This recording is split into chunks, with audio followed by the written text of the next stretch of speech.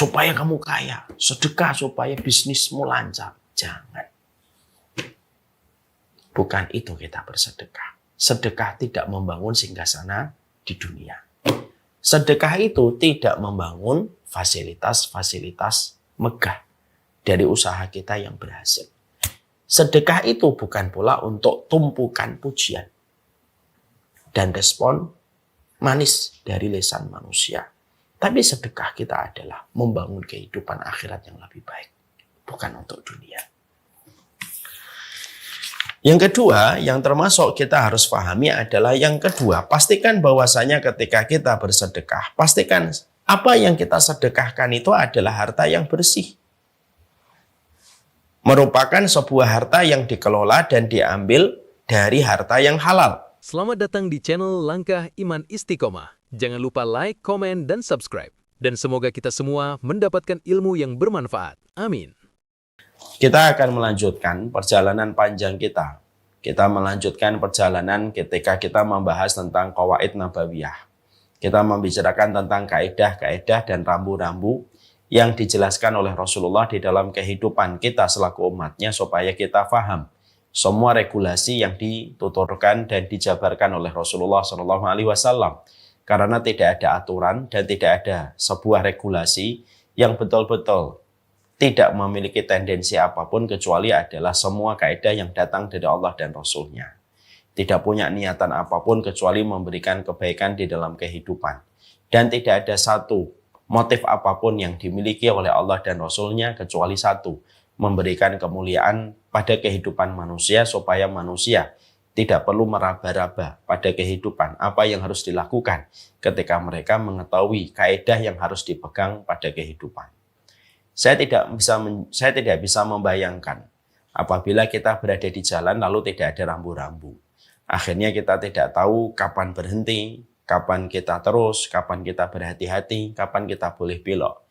Maka yang terjadi adalah kekacauan besar. Walaupun mungkin mobil kita bagus, maka kita mungkin saja akan terjadi sebuah tabrakan satu mobil dengan mobil lainnya. Karena tidak ada aturan pada perjalanan ketika kita berada di sebuah jalan. Maka itulah yang kita bayangkan. Saya tidak bisa membayangkan kehidupan ini kalau Rasulullah tidak memberikan rambu dalam kehidupan untuk kita selaku umatnya Rasulullah SAW. Dan inilah yang menjadikan kita rambu-rambu yang dijelaskan oleh Nabi, setiap kaidah yang digambarkan oleh Rasulullah SAW. Inilah yang menjadikan kita pelajari, kita kaji satu persatu, supaya kita tahu kapan kita berhenti, kapan kita terus, kapan kita hati-hati, kapan kita mengeluarkan sesuatu. Itu semuanya telah dijelaskan oleh baginda Nabi SAW. Dan itulah yang menjadikan kita mempelajari 50 kaidah Nabi yang bermanfaat di dalam kehidupan kita, karena pada dasarnya manusia itu butuh kaidah dan butuh aturan supaya terselamatkan dari berbagai macam kerusakan dan berbagai macam benturan yang ada pada kehidupan. Kita akan meneruskan kaidah kita pada pembahasan yang ketiga, yaitu adalah mana qasad malun min shadaqah. Di antara rambu dan di antara kaidah yang dijelaskan oleh baginda Nabi di dalam kehidupan, yaitu adalah ketika Nabi menjelaskan sebuah aturan yang harus dimengerti dan diimani dan diyakini oleh setiap umatnya Rasulullah SAW. Ketika Nabi bersabda di dalam sebuah sanad yang sahih, tidaklah berkurang harta disebabkan karena sedekah yang kamu berikan. Tidaklah berkurang nominal yang kita miliki, tidaklah berkurang keberkahan harta yang kita telah peroleh, disebabkan karena apa yang kita berikan dalam bentuk sedekah dan infak kepada orang lain. Makanya kemarin kita tentunya memahami betul bahwasanya sedekah itu pada dasarnya bukan sebuah syariat yang sifatnya membebani. Tapi sesungguhnya sedekah itu merupakan bahasa kasih sayang yang datang dari Allah supaya setiap manusia tidak diperbudak dengan dunia. Kita tidak bisa membayangkan kalau dalam kehidupan kita diberikan dunia, lalu tidak ada kewajiban untuk memberikan zakat. Lalu tidak ada keutamaan ketika memberikan sedekah. Maka tentunya setiap orang akan tersengat dengan dunia dan akhirnya dia gandrung dengan dunia dan mungkin mati dengan mencintai dunia yang terus dia kumpulkan. Maka sedekah itu bukan syariat yang sifatnya membebani, tetapi sedekah itu merupakan sebuah syariat yang sifatnya supaya manusia tidak terjerat kepada sebuah cinta kepada dunia, maka Allah membuatkan jalur-jalur untuk mengeluarkan dunia yang bisa jadi. Kalau kita tidak mengeluarkan apa yang harus kita keluarkan dari zakat dan infak dan sedekah, maka justru harta itu menjadi racun bagi kita ketika kita tidak mengeluarkan. Tentunya kita juga telah mempelajari bahwasanya harta itu ketika diturunkan oleh Allah memiliki dua lapisan. Lapisan yang pertama itu kotor sekali dan harus segera dikeluarkan. Kalau lapisan itu yang pertama tidak kita segera keluarkan, ketika kita terus memegang lapisan pertama pada dunia yang Allah berikan kepada kita, justru feedbacknya itu akan menimbulkan mudarat pada kehidupan kita dan kehidupan keluarga kita. Tapi ketika kita memberikan lapisan yang pertama kepada orang yang berhak, karena memang sejatinya lapisan yang pertama pada harta kita itu bukan milik kita. Kita itu pemilik pada lapisan yang kedua. Lapisan yang pertama kita keluarkan kepada mereka yang berhak, karena itu adalah harta mereka yang dititipkan melalui kita. Maka siapapun yang mereka telah mengeluarkan lapisan pertama pada hartanya, maka dia akan memegang lapisan yang kedua pada hartanya dengan cara yang bersih. Ketika lapisan pertama telah diberikan kepada yang berhak memiliki lapisan yang pertama pada harta kita. Ibu dan bapak, seluruh para santriwati nanti, kalau tiba-tiba mendapatkan rezeki, tiba-tiba rezekinya ditaksir sampai 100 juta. Lapisan pertama pada 100 juta itu bukan milik kita. Dan lapisan ini harus dilepaskan. Kalau tidak, feedbacknya, akibatnya akan kembali menjadi sebuah penyakit untuk kita. 100 juta itu harus dikeluarkan segera. Entah 5 juta, entah 10 juta, entah 15 juta dikeluarkan. Untuk kita berikan kepada yang berhak. Ketika kita menahannya pada setiap harta itu, lalu pada lapisan pertama ketika kita tidak mengeluarkan dan tidak memberikan kepada yang lain, maka justru itu akan berakibat buruk karena lapisan pertama itu akan merusak pada keberkahan harta pada lapisan kedua yang ada. 100 juta tidak dikeluarkan 10 juta, tidak dikeluarkan 5 juta atau tidak dikeluarkan 15 jutanya. Justru itu yang akan merusak sisanya. Akan merusak 85 juta yang kita peroleh dan kita dapatkan. Akhirnya tidak bisa memberikan kebaikan ketika yang 80 juta atau 85 juta itu tidak kita berikan kepada yang lainnya. Akhirnya tidak memberikan kebaikan kepada keluarga kita, tidak memberikan kebaikan untuk kita. Dan bisa jadi itulah yang akan menimbulkan berbagai macam masalah pada kehidupan kita. Itu yang akan menimbulkan berbagai macam masalah pada kehidupan kita. Makanya Imam Ibnu Rajab itu pernah mengatakan sebuah kalimat yang patut untuk menjadi sebuah perenungan untuk kita. Wa jazaa'u sayyi'ati sayyi'atum ba'daha. Balasan atas setiap keburukan itu selalu keburukan setelahnya.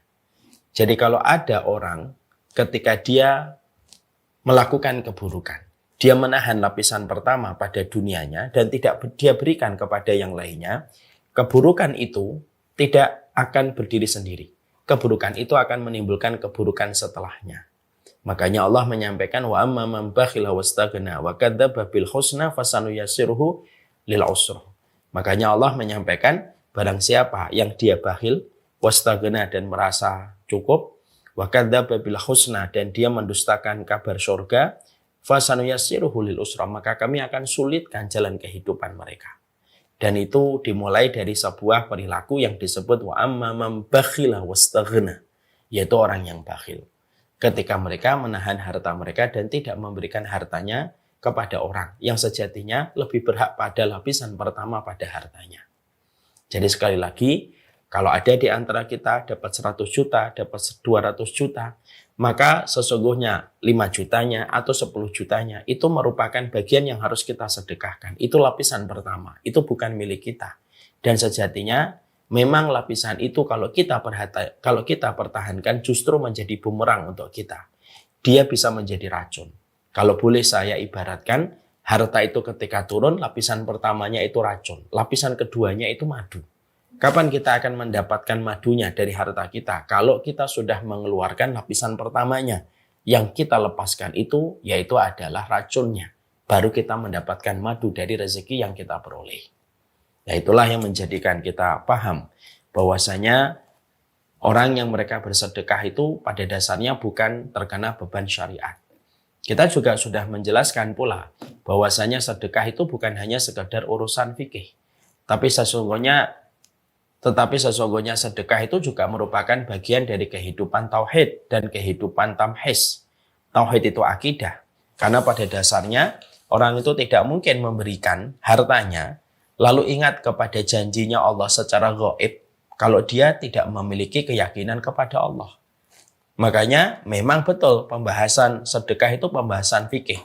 Berapa yang dikeluarkan, berapa kadarnya, sedekah yang wajib itu apa, yang mustahab itu apa. Itu secara teknisnya masuk pada pembahasan fikih. Tapi sedekah itu secara tema dan secara makna, sedekah itu sebenarnya adalah akidah. Sedekah itu sebenarnya adalah tauhid. Di mana setiap orang ketika dia memberikan hartanya kepada orang lain, yang itu memang harta orang lain, maka tidak bisa dia melakukan itu kecuali dia yakin. Karena harus berdasarkan kepada iman pada perkara hari akhir. Dia harus beriman kepada hari akhir. Bahwasanya itu pasti akan dijaga oleh Allah. Pasti akan dilipat gandakan oleh Allah. Keyakinan dia kepada perkara gaib, kepada janjinya Allah. Bahwasanya setiap apapun yang dia berikan akan kembali feedbacknya kepada dia. Dalam bentuk yang lebih baik. Maka itulah yang disebut dengan urusan akidah. Itu urusan tauhid. Semakin banyak orang mampu melepaskan hartanya untuk dia berikan kepada orang, pada dasarnya dia sedang berusaha menyapih dirinya dari kecintaan pada urusan dunia. Siapapun yang banyak bersedekah, pada dasarnya dia sedang menjalankan proses tauhid dan akidah pada dirinya. Karena salah satu Tuhan berhala yang sering disembah manusia itu adalah dunia. Ketika digenggam terlalu erat. Tuhan itu kalau secara bahasa umum ya, ada Tuhan kecil, ada Tuhan besar. Tuhan kecil itu yang sering dijadikan Tuhan oleh manusia selain Allah. Dan itu bisa menyebabkan sebuah kesyirikan. Tuhan yang besar itu ya Allah. Yang benar, yang berhak disembah itu ya cuma Allah. Harta, dunia, hawa nafsu, pangkat, jabatan itu merupakan hal-hal yang memalingkan dari Allah Subhanahu wa Ta'ala. Diagungkan oleh sebagian orang dan ditempatkan secara tidak langsung sebagaimana Tuhan. Padahal mereka bukan Tuhan. Itu bisa menjadi tandingan-tandingan di sisi Allah. Dan tidak ada Tuhan yang paling berhak disembah kecuali adalah Allah semata. Makanya orang yang bersedekah, itu prosesnya ketika dia bersedekah, itu pada dasarnya dia sedang menjalankan akidah. Dia sedang menjalankan tauhidnya ketika dia memberikan sedekahnya. Ya. Di sisi yang lainnya, sesungguhnya sedekah itu juga merupakan bagian dari tamhis. Ta, mim, ha, ya, sod, tamhis. Apa itu seleksi? Yaitu ketika Allah menyeleksi di antara hambanya. Dan kita sudah mendapati ada sebuah riwayat yang sahih. Bahwasanya Allah itu punya keluarga-keluarga yang ada di atas muka bumi. Keluarga-keluarga itu akan senantiasa. Keluarga-keluarga itu akan senantiasa diberikan oleh Allah amanat dengan harta. Selama keluarga itu terus memberikan manfaat kepada orang lain. Ketika dia terus memberikan manfaat pada harta yang Allah titipkan kepadanya, ibaratnya dia menjadi distributor harta di sisi Allah. Dari distributor itulah dia memberi manfaat kepada orang. Selama dia terus memberi manfaat kepada orang dengan harta yang Allah berikan kepadanya, selama itu pula Allah akan mengamanahkan kepadanya untuk menjadi distributor darinya. Setiap dia memberikan manfaat kepada orang. Kalau orang yang mendapatkan harta tidak lagi memberi manfaat kepada orang, Allah cabut. Allah cabut itu. Harta yang biasa dia berikan kepada orang itu, Allah pindahkan kepada orang lain. Dan Allah pindahkan kepada keluarga lain. Yang layak untuk mendistribusikan harta yang Allah titipkan kepadanya. Jadi, penjelasan sederhananya, kalau ada di antara bapak dan ibu, saya, para ustadz, lalu mereka setiap mendapatkan dunia dan mendapatkan harta, dia berbagi. Selama dia berbagi, Allah akan menitipkan kembali harta kepada orang itu. Karena orang itu telah memberi manfaat kepada makhluk-makhluk Allah yang lainnya. Terkadang Allah memberikan kepada manusia harta, itu tidak langsung. Tapi Allah titipkan kepada manusia yang lain. Allah uji manusia itu, apakah dia mau untuk memberikan hartanya kepada orang di sekitar ataukah tidak. Kalau orang itu mau mendistribusikan harta dari Allah dan memberikan manfaat kepada orang di sekitarnya, maka selama itu pula Allah akan tetap menjadikan dia distributor dari setiap harta yang Allah titipkan kepadanya. Dan Allah tidak mencabut harta itu darinya selama dengan satu syarat. Orang itu tidak pernah menahan hartanya untuk orang dan hamba-hamba Allah yang lain. Tapi kalau ada manusia diberikan harta, justru dia menahan. Orang di sekitarnya tidak mendapatkan manfaat dari harta yang dia miliki, Allah tahan hartanya. Allah tidak lagi jadikan dia menjadi distributor kebaikan. Allah pilih yang lainnya. Dan betapa sedihnya kalau kita tidak menjadi bagian dari orang yang dipilih oleh Allah menjadi distributor untuk berbagi manfaat kepada orang yang lain. Nah, inilah yang menjadikan kita memahami bahwasanya sedekah itu merupakan bagian dari sesuatu yang sifatnya bukan hanya sekedar fikih. Sesungguhnya zakat itu ataupun sedekah itu merupakan bagian dari akidah dan tauhid seorang manusia. Sedekah itu juga merupakan bagian dari sebuah proses tamhis, proses memilih siapa yang layak untuk menjadi orang yang akan memberi manfaat kepada hamba-hamba Allah yang lainnya. Dan inilah yang harus kita yakini. Sekali lagi, sedekah itu tidak mengurangi hartamu. Sedekah itu tidak sama sekali merusak hartamu. Sedekah itu pada dasarnya, kamu membuang lapisan yang pertama dari racunnya supaya kamu mendapatkan madunya. Sesungguhnya sedekah itu pada dasarnya Allah berikan kepada dirimu, Allah mengujimu. Seberapa besar manfaat yang bisa kamu berikan kepada orang lain dengan apa yang Allah titipkan pada harta yang Allah berikan kepadamu dan keluargamu. Semoga kita paham tentang sisi lain sedekah dari sudut pandang dan perspektif yang harus kita mengerti. Sekarang setelah kita memahami bagaimana sedekah, mukadimahnya dan bagaimana sedekah dari sisi lain persoalan sedekah itu, kita tentunya harus mengerti apa yang harus kita lakukan. Attitude-nya, akhlaknya bagaimana ketika kita memberikan sedekah. Karena tidak ada satu syariat kecuali ada akhlaknya. Kita pun harus memiliki akhlak di dalam kita memberikan sedekah. Karena kemuliaan kita memberikan sedekah tanpa diiringi dengan akhlak yang baik, maka kemuliaan sedekah yang diberikan itu menjadi hilang. Sebagaimana pasir di atas batu yang licin yang disapu dengan angin yang kencang. Akhirnya tidak tersisa. Ya, tentunya inilah yang menjadikan kita harus paham akhlaknya apa di dalam kita bersedekah. Banyak orang hari ini terkadang mereka mampu bersedekah, tapi ternyata belum tentu mereka memahami referensi. Apa yang harus dilakukan? Apa yang harus dikerjakan di dalam menjaga kemuliaan sedekah itu dengan akhlak yang mulia? Oleh karenanya, mari kita bedah dulu. Apa yang harus dilakukan? Ya, di dalam kita bersedekah, kemuliaan akhlaknya itu apa? Supaya kemuliaan akhlak ini melipat gandakan pahala sedekah yang kita lakukan. Karena saya tidak akan pernah bosan mengatakan, sunnah itu kemuliaan, tapi tanpa akhlak, maka akan menjadi sebuah ketimpangan. Ya.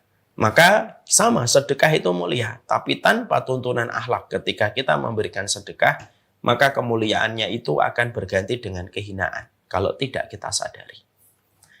Maka apa saja yang harus kita ketahui dan harus kita pahami? Ya. Setidaknya ada sekitar 12 poin ya, kita bahas. Ya, agak singkat supaya kita selesai persoalan kaidah yang ke-6.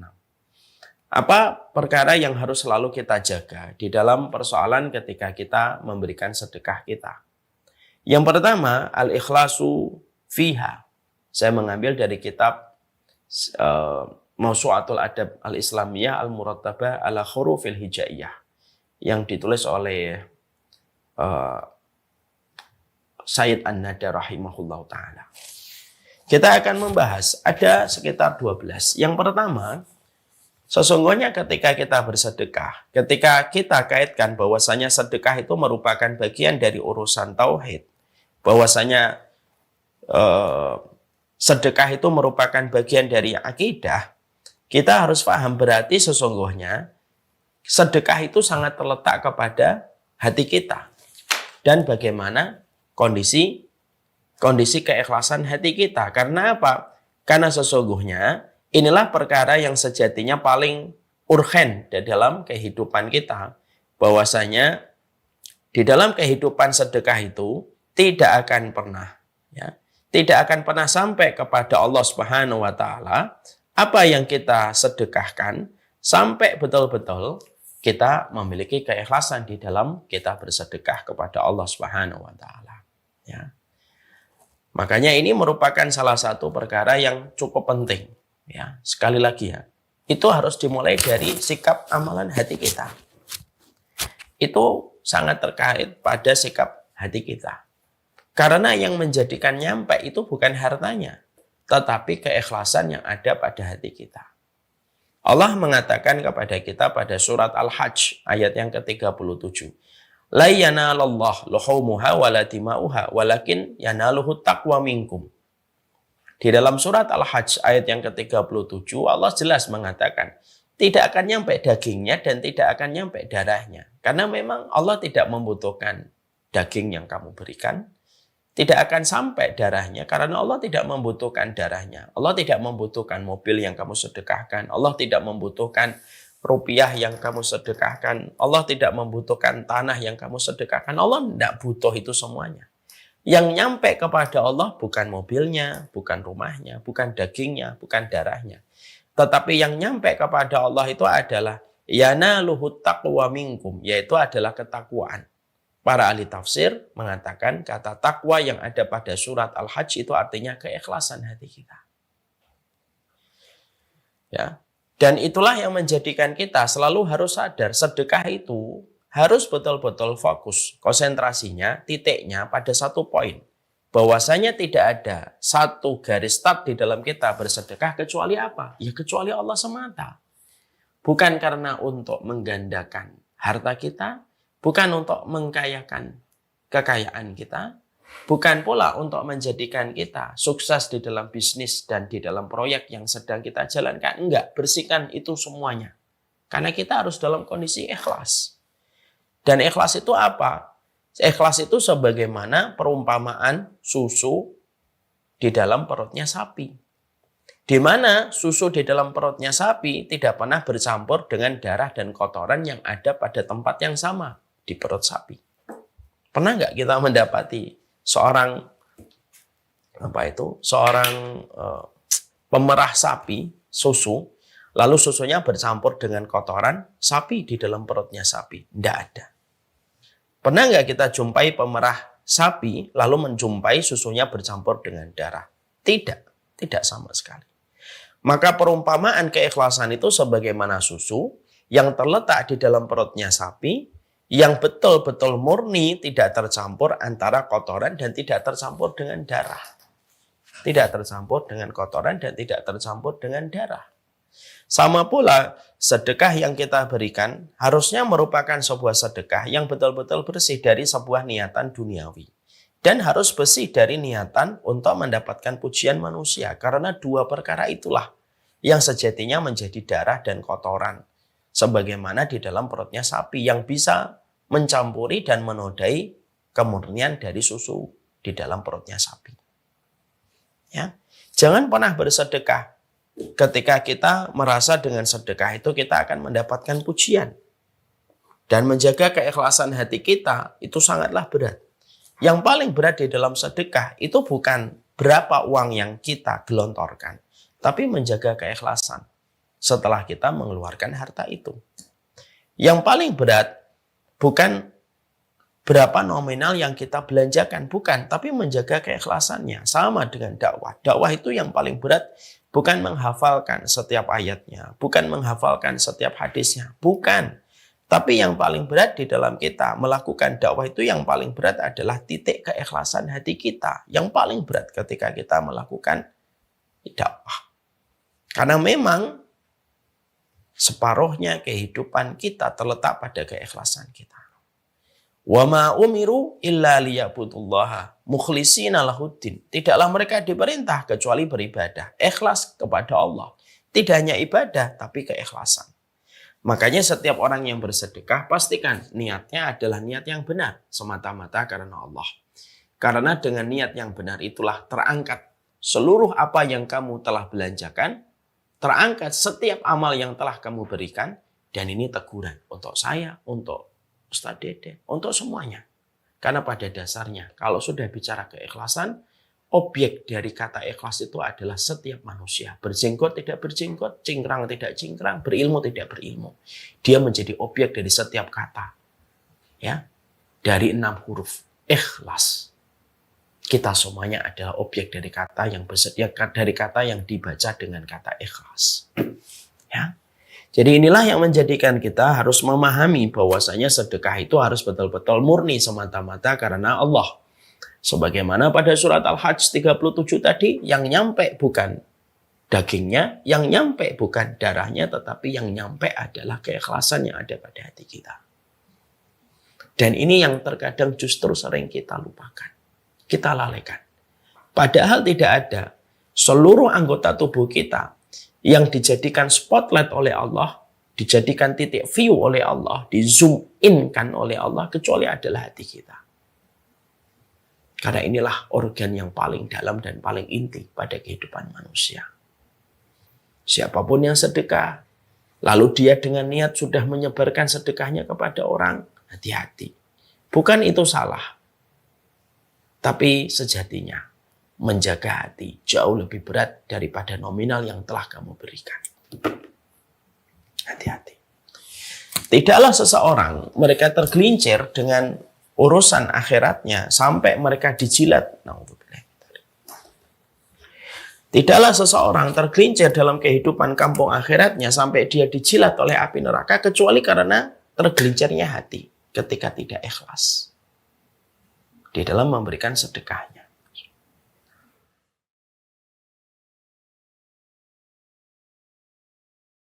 Ketika dia memberikan sedekahnya. Makanya saya menyampaikan, sudah saya sampaikan dalam pembahasan kaidah yang pertama, yaitu tentang masalah hati yang ikhlas atau niat yang sholih atau niat yang sholih. Saya menyampaikan ada 3 orang yang nanti akan dipanggil oleh Allah pertama kali. Ketika seluruh manusia mereka harap-harap cemas untuk menunggu pengadilan dari Allah. Inna awalan nasi yuqda yaumal qiyamati salasatun. Orang yang pertama kali diputuskan nasibnya oleh Allah itu ada 3. Yang pertama orang yang berjihad di jalan Allah, tapi niatnya untuk mendapatkan status sebagai orang yang berani. Yang kedua orang yang mereka mencari ilmu, orang yang membaca Al-Quran, orang yang menghafalkan Al-Quran, orang yang mempelajari ilmu agama, supaya mereka disebut sebagai alim dan pula disebut sebagai qari. Yang ketiga, yaitu orang yang mereka bersedekah. Tapi sedekah itu yang harusnya menaikkan derajatnya ke surga, tapi justru sedekah itu hanya untuk bisa menjemput sebuah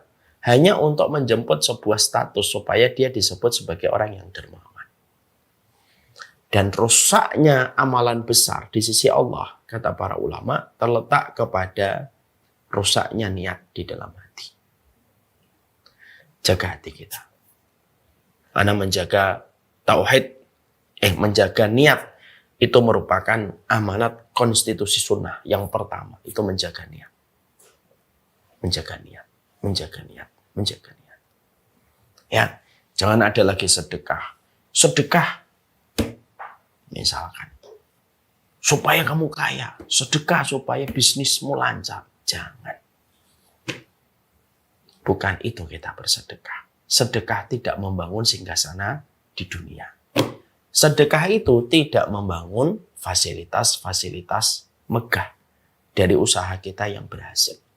Sedekah itu bukan pula untuk tumpukan pujian dan respon manis dari lisan manusia. Tapi sedekah kita adalah membangun kehidupan akhirat yang lebih baik, bukan untuk dunia. Yang kedua, yang termasuk kita harus pahami adalah yang kedua, pastikan bahwasanya ketika kita bersedekah, pastikan apa yang kita sedekahkan itu adalah harta yang bersih.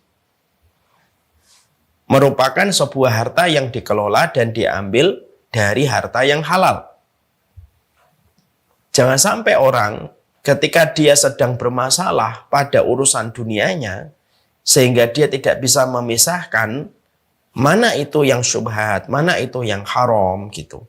Lalu dia bersedekah karena apa? Allah tidak pernah menerima dan Allah tidak ada hajat untuk menerima sedekah.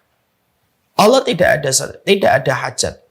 Allah tidak ada kebutuhan untuk menerima sedekah. Di mana sedekah itu diambil dari harta-harta yang syubhat dan harta yang haram. Innallaha thayyibun wa la yaqbalu illa thayyiban. Allah itu zat yang sangat baik dan tidak menerima kecuali yang baik. Ketika ada seseorang melakukan korupsi, lalu dia pencucian uang, lalu dia menyangka, saya korupsi 100 miliar.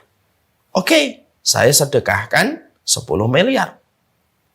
Maka 10 miliar itu saya harapkan menjadi media dan menjadi tawasul untuk membersihkan harta 90 miliar yang haram. Saya sedekahkan. Saya berikan kepada panti asuhan, kepada anak yatim. Allah tidak terima. Allah tidak ada hajat kepada harta yang haram. Jadi Allah tidak ada hajat kepada harta yang haram. Orang yang menerima mungkin tidak tahu. Tapi Allah tahu. Makanya Allah tidak menerima kecuali yang baik. Sebagian persepsi masyarakat, mungkin ada sebagian orang kaya dan pejabat yang memiliki sebuah persepsi yang kurang benar atau lebih tepatnya salah. Bahwasanya mereka mengatakan wa'at bi'isayyi'atal hasanata tamhauha. Ikutilah perbuatan yang buruk dengan perbuatan yang baik, maka perbuatan baik akan menghapuskan perbuatan buruk. Maka bertolak dari sebuah mindset ini, mereka lalu ketika mengambil harta haram 10 miliar, mereka infakkan 3 miliar. Dengan satu asumsi, 3 miliar ini akan menghapuskan keburukan 10 miliar itu. Karena apa? Ikutilah perbuatan baik dengan perbuatan yang ikutilah perbuatan yang buruk dengan perbuatan yang baik.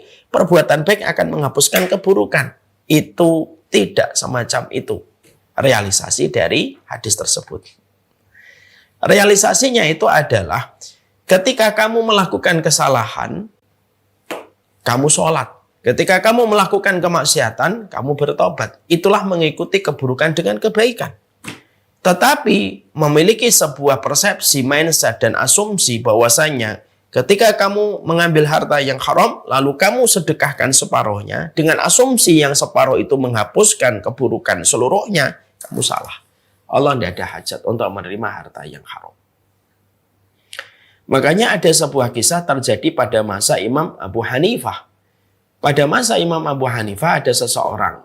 Dia mengambil buah dari pekarangan dan halaman orang tanpa minta izin. Maka buah itu dibawa pergi.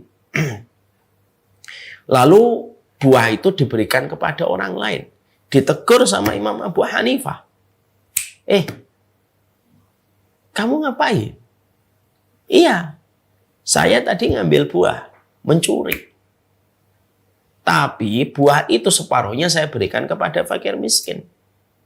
Maka sedekah saya itu insya Allah dilipat gandakan paling minim 10 kali lipat. Adapun mencurinya saya itu 1. Maka 10 kebaikan ketika saya bersedekah dikurangi 1 masih 9. Imam Abu Hanifah tertawa dan berkata, Innallaha thayyibun wa la yaqbalu illa thayyiban. Sesungguhnya Allah itu baik dan tidak menerima kecuali yang baik. Jadi yang kedua yang wajib bagi kita adalah orang yang bersedekah itu harus betul-betul murni. Kalau harta kita tersangkut dengan yang haram, Allah tidak ada hajat menerima. Ingat ya, setiap ibadahmu harus bersih. Umroh itu harus bersih dari harta yang bersih. Jangan ada riba di antara kita dalam perjalanan haji dan umroh. Kalau enggak, sia-sia. Capek, lelah, dan letih semata. Sedekah. Makanya kenapa kita kemarin mempelajari kan di antara kaidah yang ketiga bahwasanya menjaga dari perkara syubhat itu penting. Karena timbulnya banyak problematika, masalah dalam kehidupan kita itu ya dari harta yang haram. Harta haram itu selalu meminta tumbal. Tumbalnya apa? Pertama, Allah tidak menerima ibadah yang terbangun dan tercampur dari harta yang haram. Ya, itu yang kedua. Yang ketiga, jangan melambat-lambatkan sedekah itu. Kalau memang sudah ada niat sedekah, langsung eksekusi. Jangan dilambatkan. Kenapa? Tidaklah orang melambatkan sedekah kecuali setan yang menguasai. Lalu mendistract. Lalu akhirnya mengalihkan dia kepada pilihan yang lain.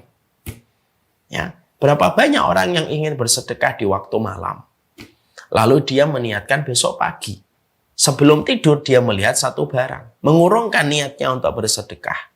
Lalu akhirnya dia memprioritaskan barang yang akan dia beli. Itulah bahayanya mengakhir-akhirkan sedekah. Makanya dikatakan di sini ada mutakhiris sedekah. Jangan mengakhir-akhirkan sedekah itu. Kalau mampu, segera 10 juta tiba-tiba ditransfer kepada rekeningmu, segera kamu keluarkan dari 10 juta itu. Itu jauh lebih baik. Karena apa? Orang yang menyegerakan kebaikan adalah orang yang Allah segerakan kebaikannya pula nanti di akhirat. Makanya ada kata-kata hikmah, la yazalan nasu yuakhirunal hasanat hatta yuakhiruhumullahu hasanatahu yaumal qiyamah. Tidaklah seseorang suka mengakhir-akhirkan kebaikan kecuali Allah pasti akhirkan kebaikan apapun untuknya di akhirat kelak nanti. Orang yang langsung bersedekah itu jauh lebih baik daripada mengakhirkannya. Berikanlah sedekahmu. Segerakanlah. Tidak usah diundur-undur. Karena penyakitnya manusia itu taswif. Mengakhirkan tobat, mengakhirkan kebaikan. Itu penyakitnya manusia. Dia berandai-andai, besok aja deh, uang yang ini aja. Tapi ternyata belum datang, dia sudah keburu datangnya aja. Na'udzubillah min dzalik, dan akhirnya menjadi sebuah penyesalan. Padahal kita paham tidak ada penyesalan yang dilakukan oleh mayit ketika dia mati kecuali adalah laula akhartani ila ajalin qarib fa asaddaq wa akum minas salihin. Ya kan? Tidak ada yang paling disesali oleh mayit ketika dia telah meninggal dunia kecuali satu. Dia ingin sekali untuk bisa memberikan sedekahnya karena perkara itulah yang betul-betul melapangkan. Sedekahmu itu cahaya. Dan kita akan datang pada satu alam yang begitu gelap. Kita akan datang kepada satu alam yang begitu pekat hitamnya. Yaitu alam barzakh. Alam barzakh itu mudlim, syadid. Alam barzakh itu kegelapan yang sangat pekat. Tidak ada yang bisa menerangi alam barzakh dengan kegelapannya. Tidak ada yang bisa menerangi. Salatmu itu cahaya. Puasamu itu cahaya. Sedekahmu itu cahaya. Ya. Cahaya itulah yang kita butuhkan. Kehidupan kita berikutnya itu tidak butuh bensin. Kehidupan kita berikutnya itu butuh cahaya. Dan cahaya itu melalui harta yang kita sedekahkan. Jangan melambat-lambatkan.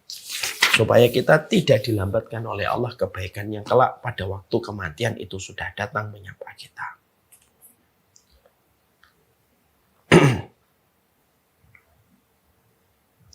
Yang keempat, yaitu adalah orang yang bersedekah itu harus paham bahwasanya sedekah yang dia keluarkan itu sebenarnya bukan dari dirinya, tapi betul-betul haknya orang yang mendapatkan sedekah itu.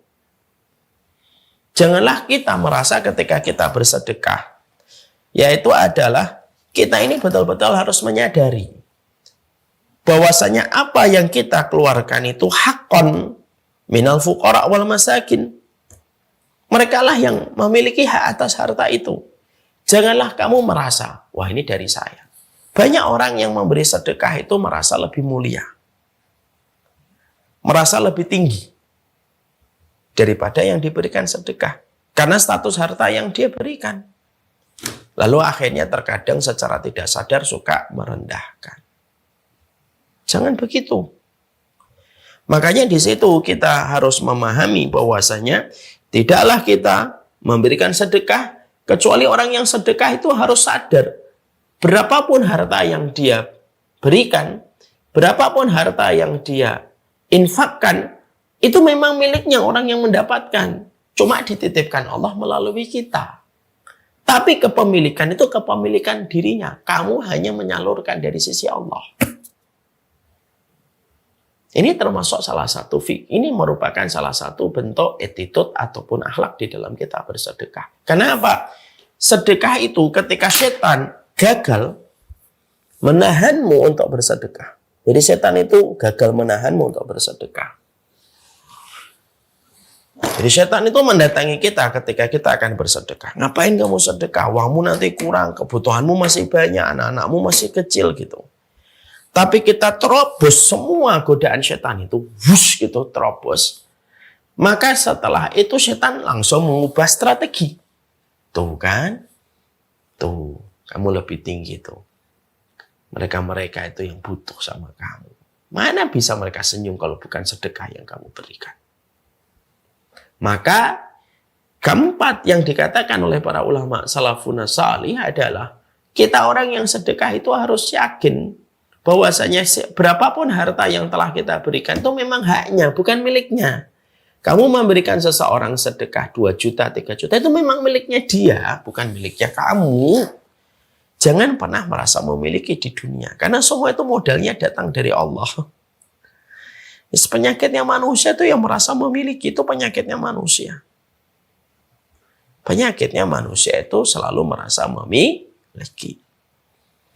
Ya, maka di situ kita memahami betul bahwasanya termasuk salah satu attitude dan akhlak yang baik di dalam kita bersedekah, yaitu adalah itu miliknya dia. Makanya yang paling afdal kalau ada orang bertanya, sedekah itu yang paling afdal, ngundang orang datang ke rumah kita untuk mereka berkumpul, berjejer, berderet, atau kita yang datangi rumahnya. Ya kita datangi rumahnya. Wong itu miliknya dia dan kita kembalikan miliknya dia. Itu yang paling afdal. Makanya Rasulullah tidak pernah mengumpulkan fakir miskin di depan rumahnya. Rasulullah yang membagi-bagi langsung ke tiap satu persatu rumah yang membutuhkan. Walaupun tidak dosa ya apabila kita ngundang karena mungkin kesibukan kita. Tapi ini dari perspektif keutamaan, mana yang lebih utama? Yang lebih utama kamu datangi dan kamu berikan langsung ketok pintunya dan kamu muliakan. Ya, kamu muliakan. Allah tidak mau setiap fakir miskin yang itu menjadi hambanya Allah direndahkan hanya karena mereka menerima sedekah. Orang yang menerima sedekah tidak lebih buruk daripada orang yang memberi sedekah. Karena bisa jadi yang memberi sedekah penuh dengan kesombongan, yang menerima sedekah dia menerima dengan keikhlasan dan kelapangan. Walaupun dia sebenarnya harusnya tahu harta yang diberikan kepada itu memang miliknya dia. Itu memang miliknya dia kan gitu. Karena kita itu harus paham tentang masalah ini supaya tidak ada lagi kesombongan kan. Contohnya kayak bansos. Bansos itu memang miliknya masyarakat, memang miliknya rakyat kecil kan gitu. Memang betul begitu. Ini wajib kita harus ketahui dengan benar. Sedekah itu karena memang itu miliknya dia, bukan miliknya kita. Itu yang keempat. Yang kelima yaitu adalah taqdimul jayyid minal mal fi shadaqah. Kalau sedekahnya itu berupa barang yang kamu sedekahkan, maka pastikan bahwasanya kita harus memilih hal-hal yang baik. Barang-barang yang bagus. Yang kita tidak memincingkan mata ketika melihatnya. Jangan memberikan satu barang yang kita niatkan untuk menjadi sebuah sedekah, di mana mata kita saja, di mana kita pun memincingkan mata kita ketika melihat barang itu. Ya. Makanya Allah menyampaikan kepada kita di dalam surat Al-Baqarah ayat 267. Ya ayyuhalladzina amanu anfiqu min thayyibati ma kasabtum. Wahai orang yang beriman, maka berinfaklah dari yang terbaik dari apa yang kamu peroleh. Yang terbaiknya. Min thayyibati ma kasabtum. Yang terbaik. Karena apa? Karena sebagaimana hartamu yang terbaik, sebagaimana itu pula istimewa, engkau akan mendapatkan balasan dari sisi Allah Subhanahu wa Ta'ala. Lalu yang berikutnya, yang keenam, adamu ibtali sadaqah bilman wal adha. Yang berikutnya, jangan pernah kita mengikutkan setiap sedekah yang kita berikan dengan kata-kata yang menyakitkan.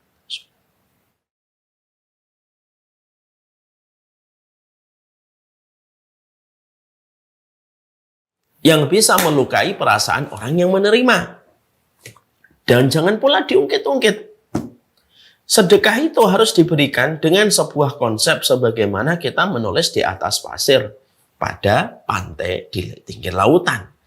Menulis sesuatu di pantai ketika datang gelombang akan hilang. Itulah sedekah. Sedekah tidak usah kamu hitung dan sedekah tidak usah kamu ingat. Tidak usah menjadi akuntan handal di dalam menghitung setiap sedekah yang telah kamu berikan kepada orang. Jangan. Karena apa? Karena ketika mengingat, maka biasanya akan menjadi tumpangan setan untuk mengungkit-ungkit kembali sedekah yang kita berikan kepadanya. Makanya Allah menyampaikan kepada kita di dalam surat Al-Baqarah 264. Ya ayyuhalladzina amanu la tubtilu shadaqatikum bil manni wal adha. Wahai orang yang beriman, jangan kamu batalkan sedekah kamu dengan mengungkit-ungkit dan menyakitkan ketika menyampaikan itu. Karena apa? Orang fakir miskin itu mereka tetap terjaga kehormatan mereka di sisi Allah. Mereka itu kalau berdoa, doanya mereka lebih mustajab. Karena kesulitan yang mereka hadapi, perutnya mereka yang kosong, lambung mereka yang perih, yang menjadikan doa mereka itu melesat di atas langit. Jangan dilukai. Karena Allah pun tidak pernah melukai mereka. Allah jadikan sebagian saudara-saudara kita miskin itu bagian dari fitrah kehidupan yang Allah jalankan pada kehidupan manusia. Dan Allah jadikan sebagian saudara kita miskin karena pada dasarnya terkadang mereka itu lebih ikhlas hatinya daripada mereka yang kaya dan lapang hartanya. Karena Allah ingin selamatkan mereka supaya mereka tidak celaka gara-gara dunia kalau terlalu berlebihan. Makanya tidak boleh bagi orang yang mereka itu bersedekah itu mengungkit-ungkit, menyebutkan, lalu menyebutkan dengan gestur tubuh yang sifatnya itu merendahkan. Ada itu tidak hanya dengan ucapan, ada itu dengan gestur tubuh pun tidak diperbolehkan kita. Jadi inilah yang menjadikan kita akhirnya memahami betul. Termasuk di antara perkara yang kita harus mengerti tentang perkara sedekah ini, jagalah. Supaya jangan sampai terjadi perkara yang sifatnya itu melukai hati orang yang menerima sedekah. Makanya sampai-sampai teknis di dalam kita memberikan zakat itu tidak usah menyebutkan kalau itu zakat. Ya. Jadi kalau kita sampai beberapa fuqaha dari Syafi'iyah itu menyebutkan sampai ketika kita memberikan zakat pun tidak perlu bagi kita untuk mengatakan ini zakat ya. Untuk menjaga perasaan. Untuk menjaga perasaan orang yang menerima zakat kita. Artinya, setiap orang fakir miskin itu terjaga kehormatan mereka di sisi Allah. Dan sedekah yang kita berikan itu harusnya tidak boleh mengurangi kehormatan mereka. Walaupun mereka menerima sedekahnya. Karena sedekah itu milik dia, bukan milik kita. Itu memang miliknya dia. Makanya tidak boleh harta yang memang menjadi miliknya dan menjadi haknya, lalu kamu rendahkan kehormatan dirinya. Tidak boleh. Karena perkara itulah nanti sejatinya akan merusak kehidupan dari sedekah yang kita berikan. Yang ketujuh, kata para ulama salafun salih, fayajibu alal mutasaddiq ayyarhala sadaqatihi ni'matun minallah. Orang yang bersedekah itu harus selalu merasa bahwasanya ketika dia bersedekah itu bukan karena kemampuan dia untuk mengumpulkan harta, tapi betul-betul karena nikmat yang Allah berikan kepadanya. Semua pencapaian harta yang dia miliki sampai dia mengeluarkan sedekah itu harus dimiliki setiap orang yang akan bersedekah. Wajib orang yang bersedekah itu apa? Melihat bahwasanya setiap sedekah yang dia berikan kepada orang itu merupakan nikmat dari Allah. Bukan karena kehebatan dia, bukan karena keuletan dia, bukan karena kepintaran dia yang menjadikan dia bisa mengeluarkan sedekah. Tapi nikmat Allah yang menjadikan dia bisa mengeluarkan sedekah. Ya. Supaya sekali lagi perkara ini dan poin ini untuk menjaga kondisi hati orang yang bersedekah. Karena ternyata kalau kita membaca akhlak dan attitude orang ketika mereka bersedekah, itu lebih banyak berbicara tentang kondisi orang yang bersedekah. Karena apa? Yang merusak sedekah itu kondisi orang yang bersedekahnya. Kondisinya sombong, kondisinya dia yang merasa berat dengan harta itu, lalu dia secara sukarela dia berikan sama orang, sering mengungkit. Enggak. Kamu sedekah itu bukan kamu sukarela. Memang itu miliknya orang itu yang kamu harus berikan. Dan itu pun tidak terjadi bukan karena kehebatan kamu mengumpulkan harta. Kamu sedekah itu karena nikmat yang Allah berikan kepada hidupmu sampai kamu bisa sedekah. Jadi kalau ada orang tidak mau sedekah, itu pada dasarnya bukan dia yang tidak sedekah. Mungkin Allah yang tidak mau orang itu bersedekah. Supaya Allah nanti bisa menghisapnya dengan hisap yang berat. Hati-hatilah kalau hartamu sudah tidak diinginkan oleh Allah untuk kamu sedekahkan. Itu hal yang paling tragis pada harta manusia. Jadi harta yang paling tragis itu apa? Harta yang tidak Allah inginkan dari harta itu yang dimiliki seseorang untuk disedekahkan. Berarti harta itu akan menjadi hisab yang panjang sekali. Lalu disebutkan ala yaro al mutasaddiq li nafsihi manna. Jangan sampai orang yang mereka itu betul-betul bersedekah itu memandang dirinya itu dengan perasaan sombong kepada apa yang bisa disedekahkan. Ya. Bahwasanya ketika dia memberikan harta, setiap orang yang bersedekah itu harus segera memegang hatinya dan menasihati hatinya, mensucikan hatinya, berbicara dan berdialog dengan hatinya. Kamu sedekah ini bukan karena keutamaanmu ya, ini semata-mata keutamaannya Allah. Supaya tidak terasa ujub pada dirinya. Karena ujub inilah perkara yang sifatnya nanti akan merusak setiap ibadah yang kita lakukan. Kesombongan pada ibadah itu kesombongan yang paling tragis. Kenapa? Kesombongan pada ibadah itu termasuk kesombongan paling tragis. Karena orang yang sombong pada ibadahnya, belum tentu ibadahnya diterima, dia sudah sombong.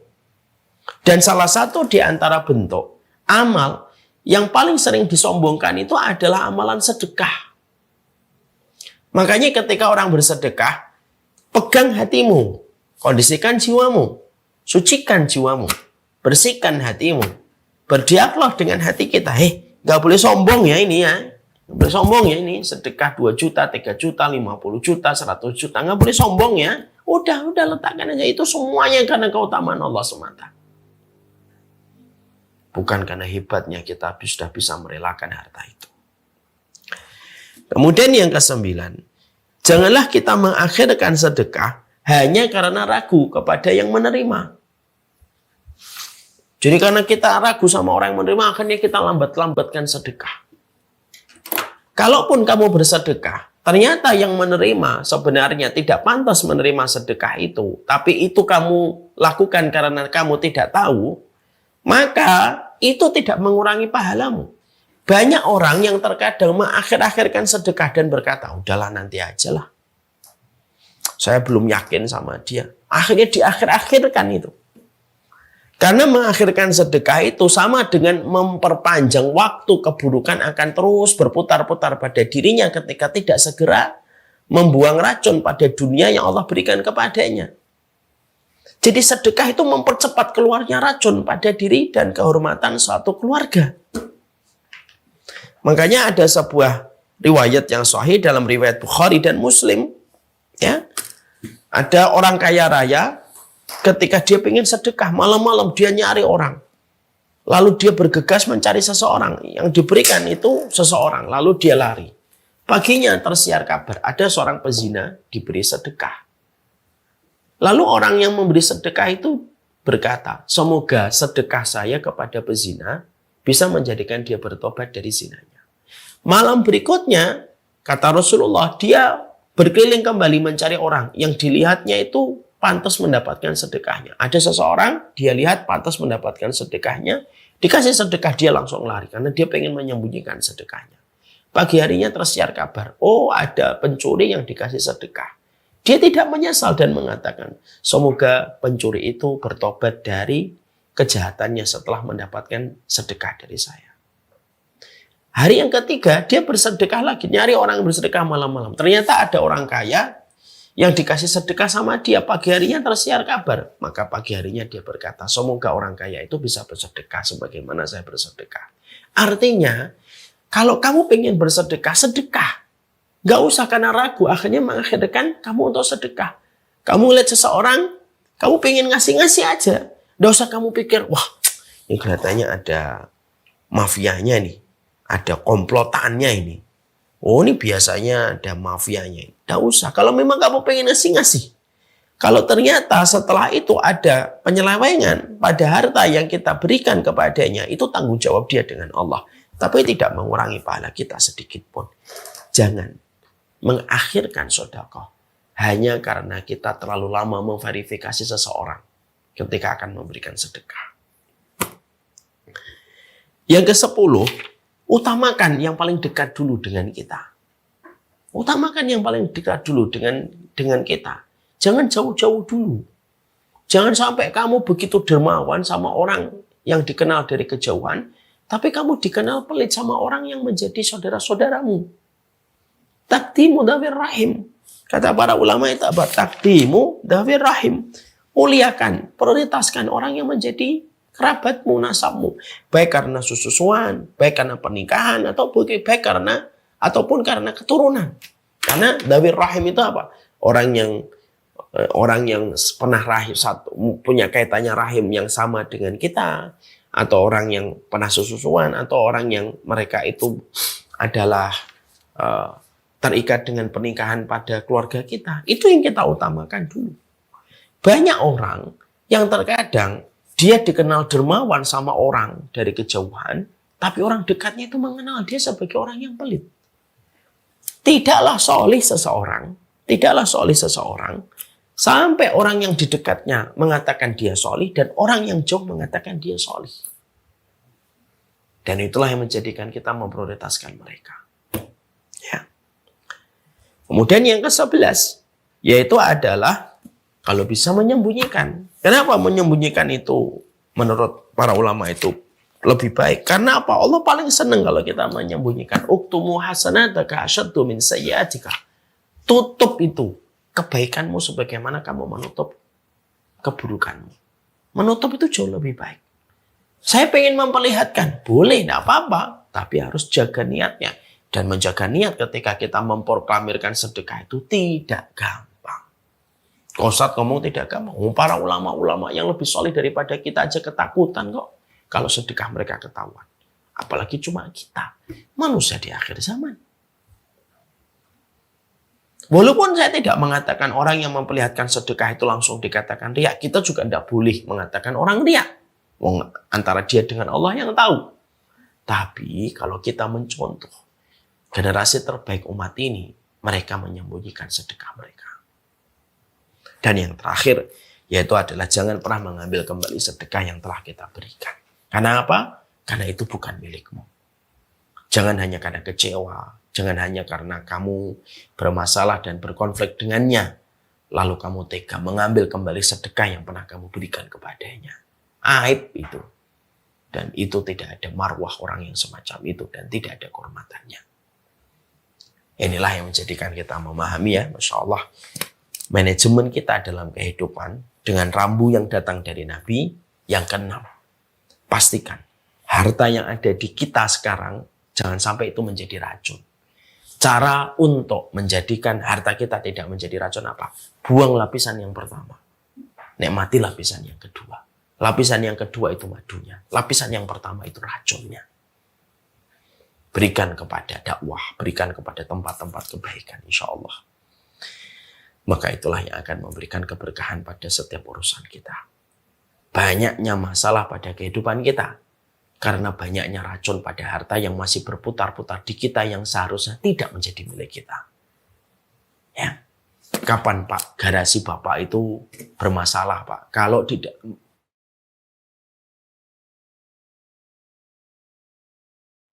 Kapan garasi kita itu bermasalah?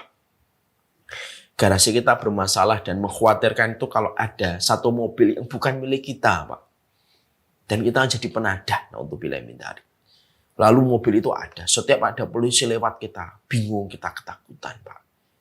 Kapan kita tenang? Keluarkan itu barang yang bukan milik kita. Walaupun di garasi kita cuma ada mobil, misalkan cuma mobil Avanza gitu, harga 200-an gitu. Tapi karena itu milik kita, kita tenang. Daripada di garasi kita ada mobil Mercy, harganya 3 miliar, tapi itu kita penada. Kita pasti dalam kondisi gelisah. Kegelisahan itu bisa jadi adalah datang dari harta yang bukan milik kita, tetapi tidak segera kita keluarkan. Na'udzubillahi min dzalik. Sallallahu ala nabiyina Muhammad. Pembahasan kaidah yang ke-6 telah selesai. Semoga Allah memberikan hidayah kepada kita untuk beramal.